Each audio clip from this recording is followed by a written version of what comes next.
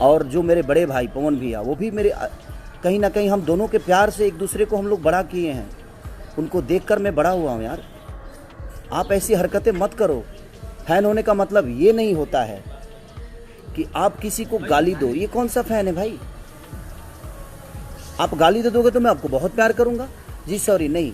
और जो पवन भैया को चाहने वाले लोग हैं, आप अगर मुझे गाली दे देंगे तो आपको अवार्ड देंगे, ऐसा है क्या? हम दोनों के बीच में ऐसी कोई बातें नहीं है। हम दोनों एक दूसरे को बहुत प्यार करते हैं। आज भी मैं जाता हूँ या मिलते हैं, हम दोनों भाई तो भाई हैं। अगर आप मुझे प्यार करते हैं तो आप भी उनको बड़े भाई ही मानिए।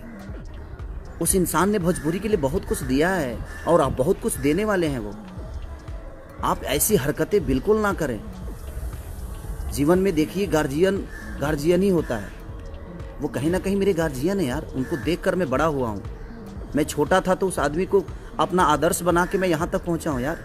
मैं छोटा था जब उनके गानों को सुनता था। आज मैं उनके सामने बैठता हूँ तो मुझे लगता है कि मैं अपने बड़े भाई के गोद में बैठा हूँ, प्यार ले रहा हूँ।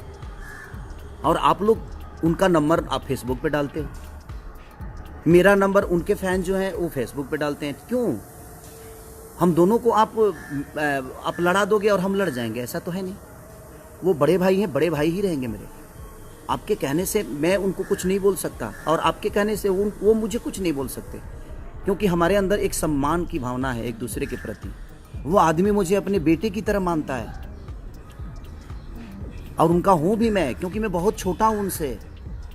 वो मेरे आदर्श हैं, वो गार्जियन हैं यार।